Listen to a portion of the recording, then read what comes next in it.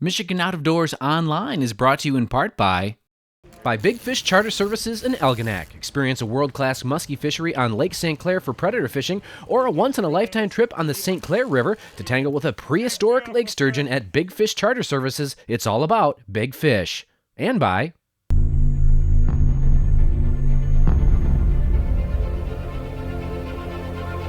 quick and easy setup. Silent operation.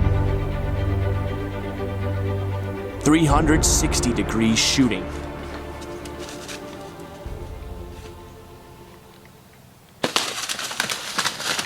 Triops 360, no limitations. Welcome to Michigan Out of Doors. I'm Jenny Olson, and this week we've got an exciting show for you. I stopped into Muy Grande Ranch, which is up in Millersburg, Michigan, and they were putting on an exciting weekend for a bunch of well-deserving veterans of our country. Jimmy's got some other fun stuff for us this week, too. Well, that's right, Jenny. We are going to kick off this week's show with the youth waterfowl season. That's one of the first hunting seasons that happens here in the state of Michigan. It's always a lot of fun. I was over on Saginaw Bay tagging along with some great folks over there. You won't want to miss that. But there is so much good fall fishing that's happening as well. And our own Jordan Brown was recently down in southern Michigan doing a little bass fishing with a group that actually is going to show you how to make your own lures. Lots of good stuff on this week's show. So much happening here in the state of Michigan. Make sure that you stay tuned. I'm Jimmy Gretzinger, and it's time for Michigan Out of Doors. From the first spring rains to the soft summer breeze, dancing on the pine forest floor, the autumn colors catch your eyes. Here come the crystal winter skies. It's Michigan, Michigan Out of Doors. Someday our children all will see this is their finest legacy, the wonder and the love of Michigan. As the wind comes whispering through the trees, the sweet smell of nature's in the air. From the Great Lakes to the quiet stream, shining like a sportsman's dream. It's a love of Michigan we all share. Michigan Out of Doors is presented by Greenstone Farm Credit Services, making recreational land ownership possible across Michigan and northeast Wisconsin. Begin your land financing journey at one of Greenstone's 37 locations or visit greenstonefcs.com. By G5 Outdoors, makers of the Quest and Prime bows. Manufactured and designed in Memphis, Michigan, G5 offers archery bows, broadheads, and accessories. On the web at g5outdoors.com. By Country Smokehouse, offering a variety of meat products. Country Smokehouse is located 3 miles south of I-69 on M53, just south of Imlay City. Country Smokehouse is a meat processor, a butcher, and a destination for sportsmen.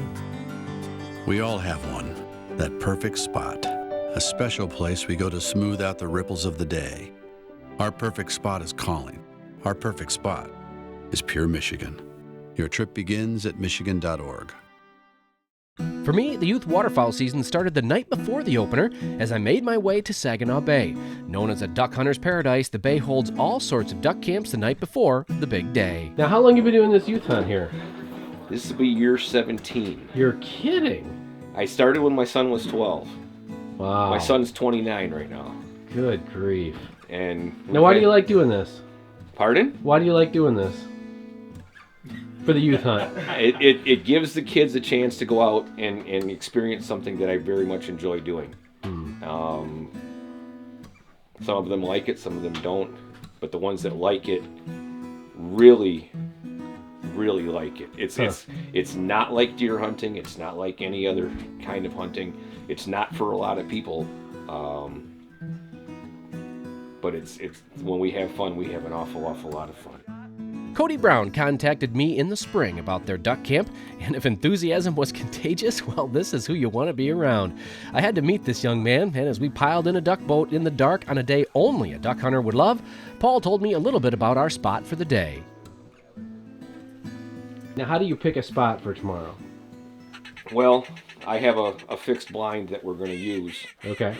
And we have the top of the box actually is on hinges, so it'll flip depending on the wind direction. Oh, okay. Sometimes we just hunt the marsh, but the water level's been coming up finally for the last 4 or 5 years. It's up another 15 or so inches this year.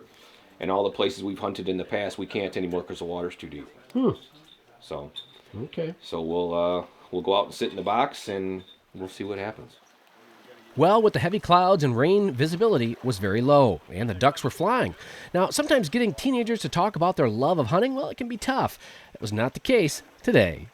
Well, my favorite thing about duck hunting has got to be absolutely just getting out there, spending time with your family and your friends, and just learning from the ones before you. And I mean, it is so absolutely incredible just to get out there and with your family and your friends and just have a great time out in great state of Michigan, Michigan Out of Doors. And I mean, it's so great, and I'm so grateful for the opportunities that I'm allowed to hunt. And I mean, it's incredible. I really wish everybody had the opportunity to come out here and duck hunt. It's awesome. It really is. Yeah, baby. You like this a little bit then, or? Little bit, man. I love it, man. It's the best thing in the world. Man, nothing better than a big old group of mallards coming in and pow, pow, pow, pow, pow, pow. Boom, bang, pow. Yeah, boom, bang, pow is right. Let's hope we can light some more ducks up. Hope we get some more big old mallard drakes coming in.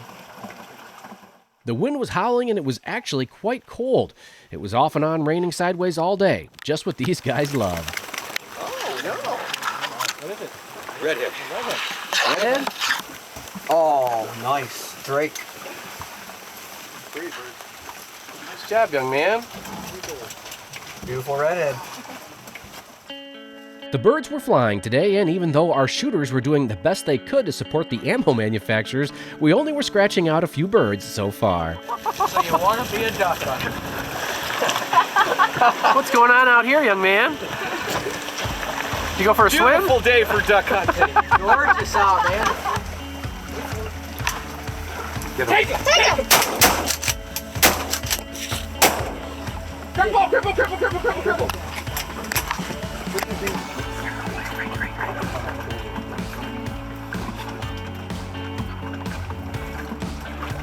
Take him! Take him!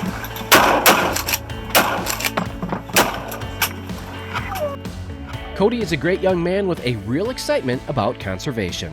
Well, a few years back, my buddies and I, we just started up our duck hunting club, group of guys, and we wanted to start getting more into conservation work. And now we're doing school chapters in Macomb County now, and it's really cool. And I really love conservation so much. And we are now doing several projects now here in Macomb County as well. We did installed mallard hen houses, wood duck boxes. We want to raise money for Ducks Unlimited and Delta waterfowl, so we can keep putting more birds in the air and keep allowing more people to hunt waterfowl. And so really conservation is what we really want here at Michigan Waterfowl Warriors, and because conservation is very, very important here. So we've got to put more birds back in the air, Take it a lot. Shoot again. Too far.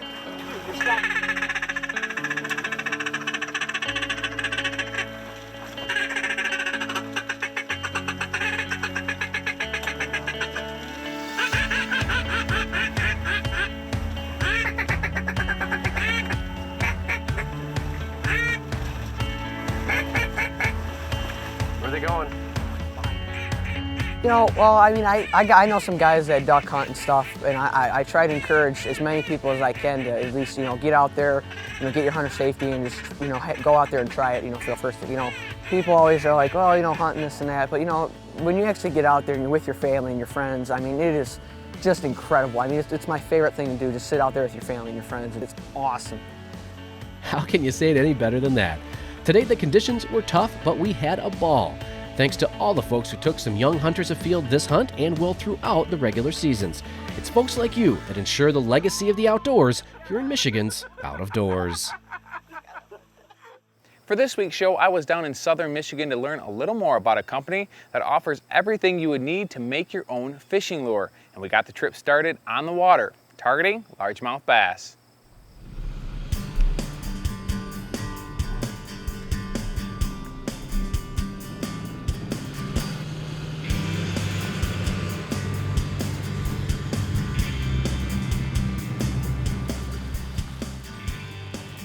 Here on Sand Lake, small southern Michigan lake.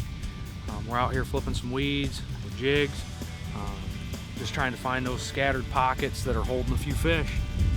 For Sand Lake here, they always seem to stay pretty shallow. They're up here feeding on small bait fish, crawfish, and trying to stay cool, you know, staying in some shaded areas.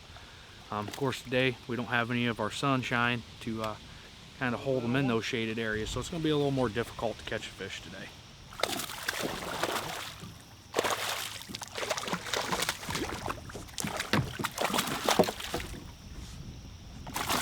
Up tight. Although the weather wasn't as nice as the guys were hoping for, we decided to stick with the plan and fish shallow, using a custom-made jig that was actually designed by Mitch's father. Both of Mitch's parents have supported his love for fishing from an early age and have helped to provide him an opportunity to continue working in the fishing industry. Nice job. There you go. That's a good one. You got up under there too, didn't you? Yep. Under the dock. Yeah. Well, I started fishing, of course, when I was a young child. I didn't play sports. I always was walking the banks, fishing in the summer. So mom and dad seen it was a passion. I had a dream. Always idolized Jimmy Houston, Denny Brower, all them top pros like that. And my mom and dad gave me an opportunity, which is Kim and Sean, to move forward with that. And then we started a company to help substitute some of the cost of my fishing, which was a company by the name of Poor Boys Baits. We were one of the #1 hand-poured soft plastics in the Midwest, actually the #1. We've actually sold that company. We ended up buying Lurecraft during the process of working with Poor Boys and things like that. From there, it grew, and now we're where we're at today, and now we sell about every component you can think of to make your own products and your own soft plastics, crankbaits, jigs, spinner baits, for the trout fishermen, flies. We have an endless array of components for making your own tackle. You know, it was a little tougher bite, it seemed like this morning, but they weren't so tight to cover. They were roaming around, and then as soon as the sun started coming up, they positioned them a little bit better. So now we can, you know, key in on the edge line of these weed clumps and or, you know, outside edges of the docks, you know, stuff like that. But it definitely got better when the sun came up. It moved the fish, it got them more active. They started chasing, positioning a lot better. So therefore, you know, we just had to wait it out and finally started picking up some better fish.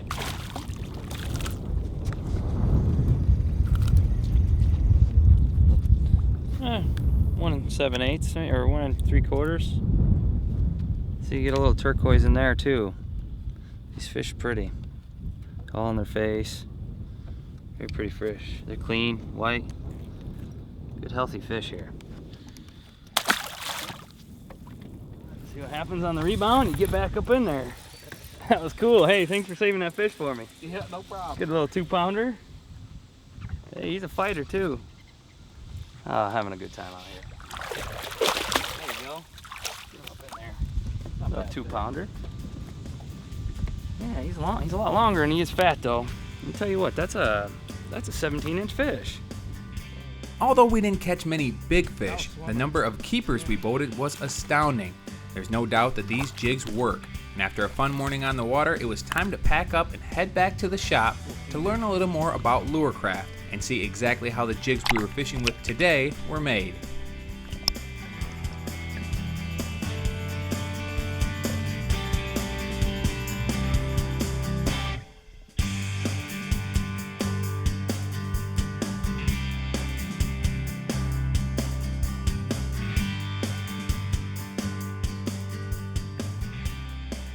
About 15 years ago, my husband got laid off from his permanent job and had talked about making fishing lures when we owned a bait store.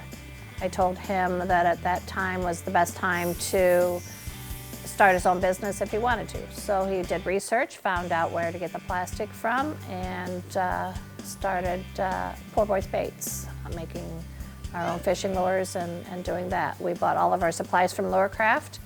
After about 3 years, we talked to the owner, which we became really good friends with, and asked him what it would take to buy his business. So a few weeks later, my husband again asked him about it and said, "You're serious?" And the owner said, he'd work up a price, and 2 months later, we owned Lurecraft. Lurecraft sells components to make fishing lures. We sell plastic molds, coloring, glitter. We sell hooks, blades, anything you can think of to make fishing lures, except for rod components. We decided about 3 years ago to look into making our own aluminum molds because that was beginning to become popular. The CNC molds are very unique in how they're made. And we bought a machine, and I've been up and running since last December. After getting a full tour of the facility, I was able to sit down with Mitch and see exactly how one of these lures is made. Now we're here to actually make some of these lures that we were fishing today. Basically, we're going to start out. We've got several different blends of plastic. We happen to be using our 502 blend, which is a medium softness. We're going to start out by pouring this plastic into our measuring cup. I use a 1.25 cups. It's a good amount of plastic to be able to formulate recipes that you'll be able to use on future pours. As the plastic cooks and heats up in there, when it gets close to 350 degrees, it's going to start turning clear. As it starts to turn clear, that's when you know it's getting close to the pouring stage. We're going to go ahead and add our pigment, our glitter, and our salt. So I happen to have a formula here for the color that we are using. Now we'll take all this here and we'll mix it. We're going to do an injection mold first, which happens to be the lure, the Joe Paul Crawl we were fishing today. That is an injection mold. We're going to fill our injector up, inject this mold, and let it cool. As it's cooling, I'm going to go ahead and go through and I'm going to show you guys a hand pour too. We have a couple of different hand pour molds here. We have some aluminum molds, and we also have a silicone mold. The silicone mold is a more cost-efficient way to go. You know, those molds average between $10 and $20 on the average. To where your aluminum molds, when you get in those, they can go $30 on up. You can make these lures by using the injection method or by simply hand pouring the baits into an aluminum or silicone mold. Either way, it allows anglers to design a bait that can literally be any color you want and use something the fish in your area have never seen before. Special thanks to Mitch and Kim for inviting me down and for shedding some light on how to make your own lures. In this next story, we're going to head up to Muy Grande Ranch, which is normally known for deer hunting. This time, we're heading up to hunt pheasants with some very well-deserving veterans. Muy Grande Ranch and Resort here in Millersburg, Michigan is well known for its beautiful land that holds monster bucks and a lodge that's so gorgeous most folks never want to leave.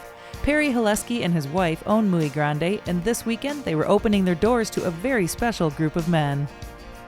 We called it Hunting with Heroes, and well, last year I read an article that stated that there's something like 22 vets commit suicide a day in this country, and I was just taken back by it. And so at that point I decided that we need to focus in on that and bring in a couple groups and see if, you know, if one of these guys are struggling with something dark, and if we can help them get past it while they're here, we save a life. It's well worth our weekend. And you know, for what they've given for us, you know, as a whole for this country, this is, you know, this is a weekend out of my life. And we're more than happy and very proud to be a part of it and doing it for them.